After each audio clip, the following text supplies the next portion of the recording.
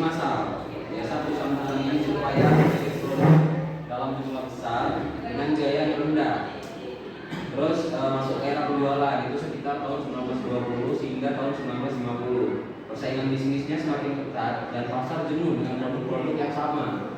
Perusahaan mulai sadar betapa pentingnya upaya penjualan untuk mendorong penjualan produk mereka. Pemasaran pada era 1920 hingga 1950-an itu lebih fokus ke upaya penjualan dan promosi.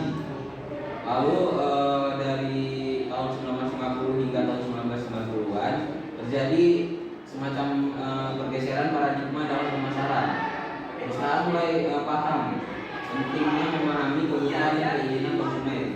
Pemasaran itu udah nggak lagi fokus sama produk, tapi udah mulai mempertimbangkan aspek kayak segmentasi pasar, penelitian pasar, sama pengembangan merek. Karakteristik komunikasi pemasaran adalah menginformasikan dan mendidik konsumen untuk membeli produk atau jasa yang mereka jual, di mana nanti penjual akan menjelaskan kepada konsumennya bahwa produknya ini lebih baik daripada produk pesaingnya.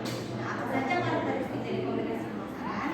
Yang pertama adalah membujuk target konsumen dengan kemasan menjelaskan bahwa produknya adalah produk terbaik dibandingkan produk pesaingnya. Produk tersebut akan menciptakan pesan bahwa produk tersebut dapat memenuhi kebutuhan para konsumen. Karakteristik yang kedua adalah mengingatkan lagi kepada konsumen untuk membeli produk tersebut dalam promosi. Nah, kenapa? Karena promosi ini dapat menjaga agar konsumen membeli kembali produk-produk perusahaan tersebut. Lalu untuk karakteristik ketiga adalah kita melihara hubungan baik. Nomor absen 40. Yang pertama saya di situ agak menyinggung mengenai tentang komunikasi yang baik dalam pemasaran, persaingan pemasaran. Nah, dan saya juga di situ menjelaskan bagaimana komunikasi pemasaran dalam kompetitor yang baik. Yang pertama yang harus kita pahami itu mengenali target audiens dalam pemasaran kita. Dengan kita mengenali target audiens, berarti yang kita fokuskan di sini adalah target pasar kita supaya persaingannya secara sehat.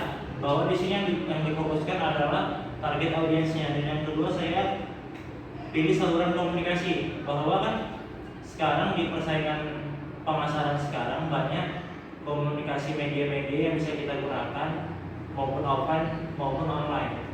Nah, ini juga bisa menjadi sarana penting dalam meningkatkan persaingan dalam pemasaran. Bagaimana tetap terjalin komunikasi antara kompetitor agar persaingan komunikasi pemasaran terjalan secara sehat. Dan selanjutnya saya sedikit menambahkan tentang bagaimana hal-hal efektif lainnya tentang komunikasi pemasaran yang baik dalam menjalankan suatu pemasaran antara kompetitor dan bisnis kita sendiri. Dan itu saja pemaparan tentang komunikasi pemasaran antara kompetitor. Marketing adalah strategi pemasaran yang melibatkan pengumpulan dan analisis data pelanggan untuk meningkatkan efektivitas kampanye pemasaran. Dalam usul marketing, data pelanggan digunakan untuk memperbaiki kampanye pemasaran dan meningkatkan konversi. Hasil kampanye pemasaran kemudian diukur dan dianalisis untuk memperbaiki kampanye selanjutnya. Jadi respon cepat dan tepat ini menanggapi krisis, kita harus menanggapi krisis itu dengan segera dan jangan biarkan kesalahpahaman berkembang tanpa tanggapan. Kemudian berikan informasi sebanyak mungkin secara transparan. Jangan menyembunyikan fakta atau mencoba menutup-nutupi situasi. Kemudian yang kedua, menggunakan saluran komunikasi yang relevan, di mana kita harus menentukan saluran komunikasi yang relevan dengan audiens kita. Kemudian selanjutnya yang ketiga ada pesan konsisten. Pastikan bahwa pesan yang kita sampaikan itu konsisten dan di semua saluran komunikasi, dan hindari kontradiksi atau kebingungan dalam pesan yang kita berikan. Selanjutnya kita harus memberikan solusi dan perbaikan.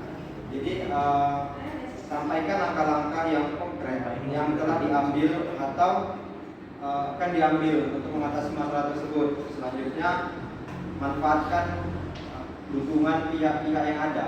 Itu atas pemahaman pelanggan. Jadi kita itu harus tahu, harus fokus pada pemahaman dan kebutuhan pelanggan ataupun konsumen. Kedua, keunggulan kompetitif, yaitu menentukan bagaimana perusahaan ingin bersaing dan lebih menonjol di pasar. Ketiga, nilai tambah, yaitu menekankan nilai tambah produk atau layanan bagi pelanggan supaya pelanggan itu tertarik dengan brand ataupun barang-barang yang baru kita luncurkan. Keempat, inovasi, yaitu menentukan peran inovasi dalam strategi. Kelima, pencapaian tujuan bisnis, yaitu antara hubungan pemasaran dengan keseluruhan perusahaan supaya terjalin dengan baik dan juga bisnis akan lebih berkembang maju.